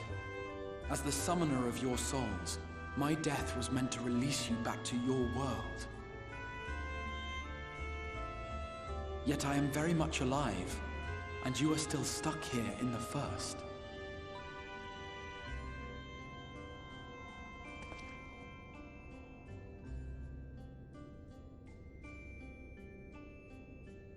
I believe I speak for us all when I say that we are happy to postpone our return if it means your life is spared.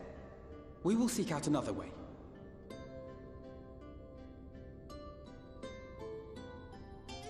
Besides, I never had any intention of rushing home. There are people here I still need to thank, and this means I might actually have time to do so.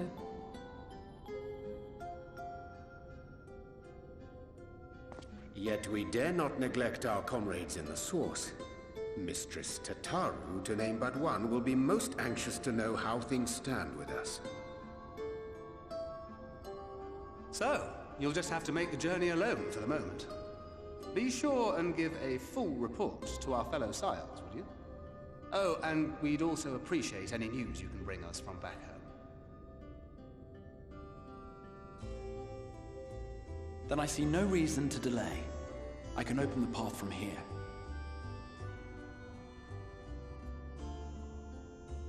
I imagine we each have matters demanding our attention, so let this be a farewell for us all. Send word when you've resummoned our friend. Oh, and do try to ensure she arrives within this city next time. Of course. I shall strive for utmost accuracy. No strange forests or unplanned passengers, I promise.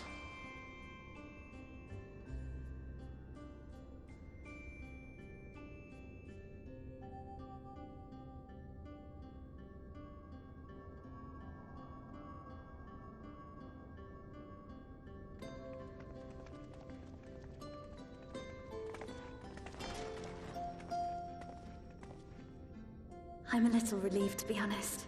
I would have been terribly lonely if everyone had suddenly disappeared.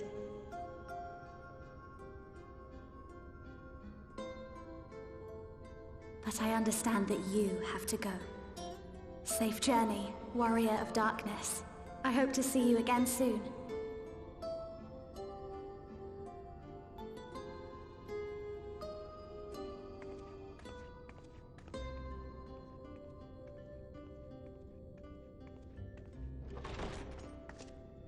Just a moment while I attune the portal. Then you can be on your way.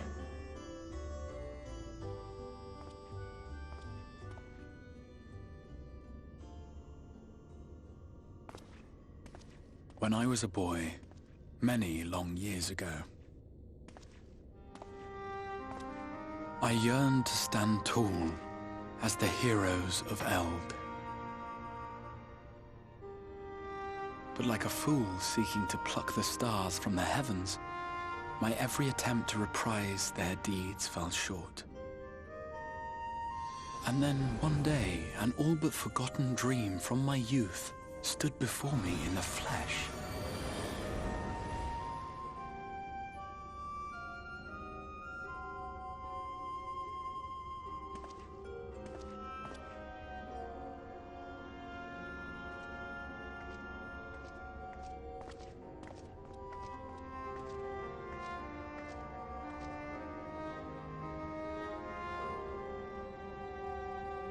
A A hero who looked at the horizon and beyond and saw I knew not what. All I knew was that I would give anything to stand at that hero's side.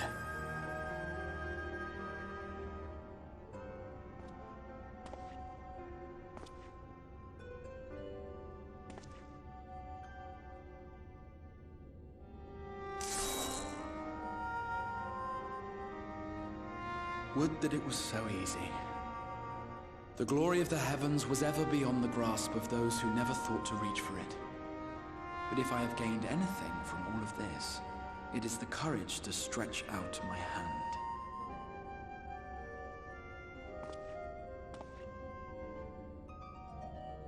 Do you hear me, Grahatia? This is no time for sleeping.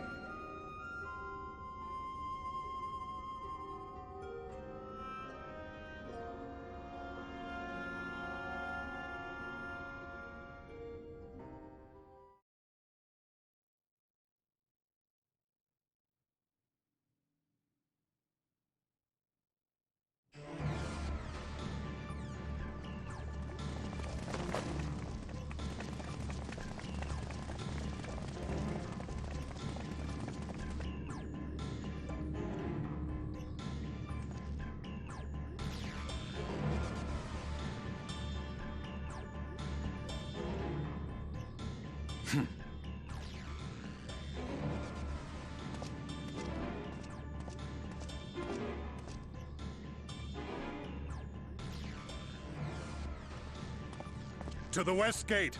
I want to know what's happening there.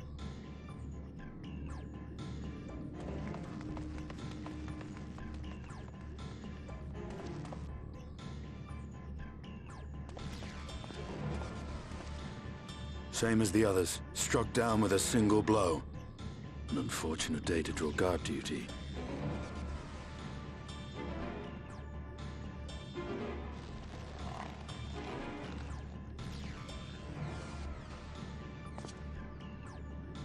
Forgive me. These were your people. We took advantage of this slaughter to slip into the palace. 'Tis not for me to grieve them.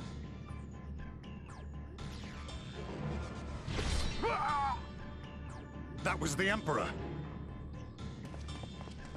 Wait! Ah!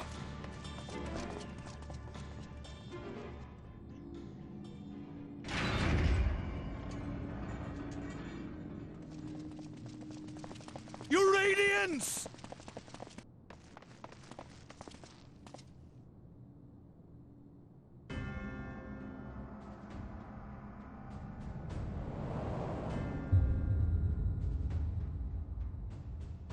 Gaius! You've missed your part in this, I'm afraid.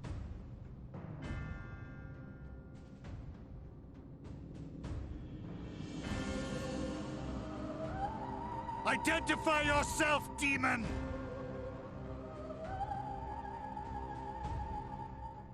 You were hoping for the Ascian? The Craven shed this skin and fled, rather than face me. A pity. I was looking forward to crossing blades with myself. But I cannot deny the feeling of satisfaction. Body and soul reunited at last. What now? The game continues, but the pieces have changed. Only if we trust in a paragon's words. A mistake I do not intend to repeat. Gaius! He speaks the truth. Elidibus is gone. Tore a hole into the rift.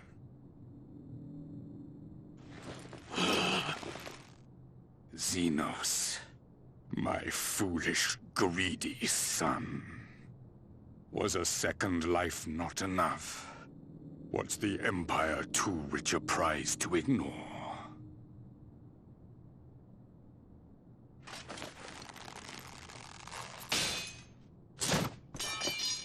true freedom for our nation, our people, will never be won by a spoiled princeling. The burden of this throne is beyond you.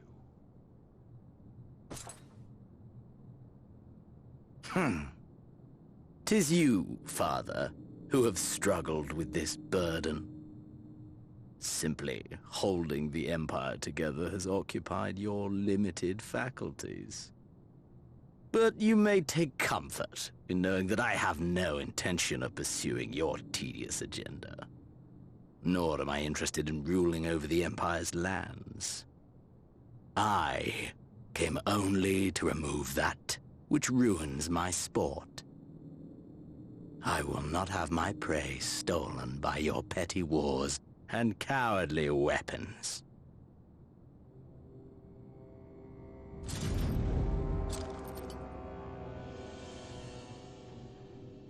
You would kill me just for that. I need no other reason. Any and all who interfere with my hunt will not do so twice!